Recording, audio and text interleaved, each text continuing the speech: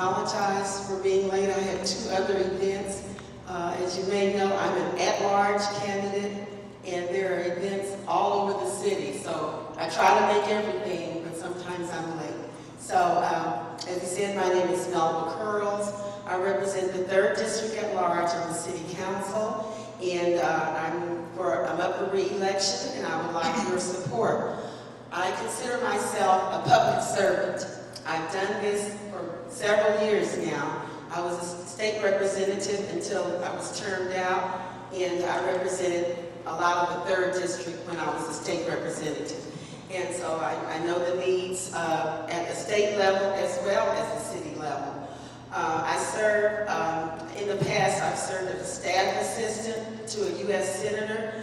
I worked at Head Start. I was an advocate for the children and the families, as well as being a state representative. So, and the current committees I'm on now at the city level, I serve as Vice Chair of the Transportation and Infrastructure Committee. I'm Vice Chair of the Housing Committee. I serve on the Legislative Committee, which I'm one of the very helpful members in that. I've been in this House, as I said, until '06. So several of the people that were there when I was there are still there. So when we go down to lobby for issues that our city needs and wants and you want, I still have a relationship with several of the legislators.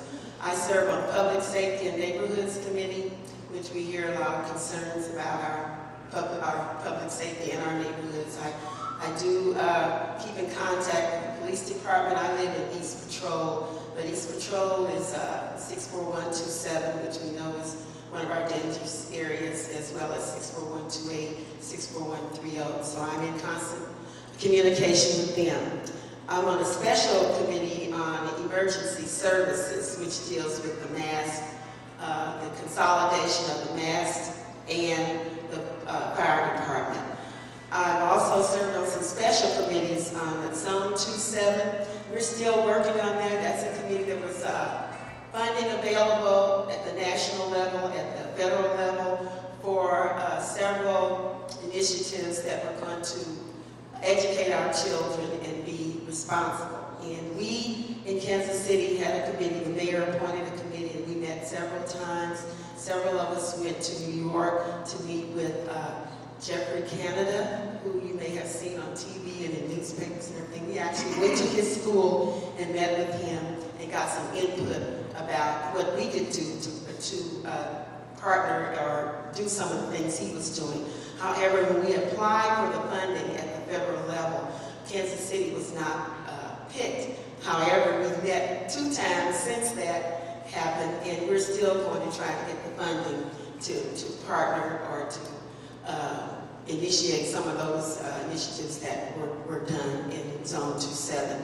I also serve on the Jackson County Domestic Violence Committee, which is, we get funding through the county, and we divvy up the money, divide it up. Each year it's been a little less, I'm afraid, through 2 domestic violence shelters to help our women mostly and children who have experienced domestic violence.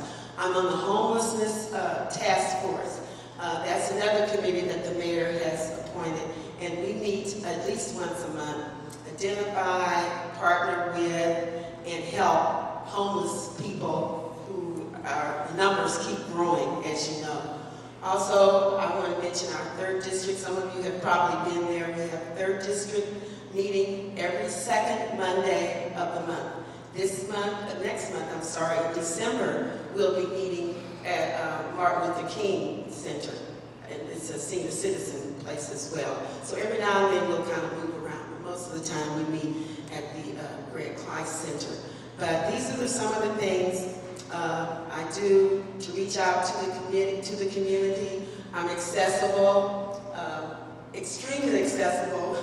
People that know me or that don't know me will say, I see you on Channel 2, and they'll say, you know, I have a problem. So a lot of this, when I say I'm a public servant, a lot of this is helping the public or trying to help. I know some of our city services are diminishing, and I see one of my opponents over there, so I know you can identify what they are. But I've been doing this for a while.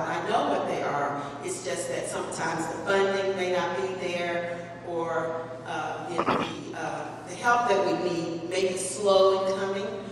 One of the things I can identify is our vacant lots. We have so many vacant lots in our city, and we're always concerned about that demolition of homes or buildings that are old and dilapidated. Some of them need to be torn down. It takes years to tear down a dilapidated facility.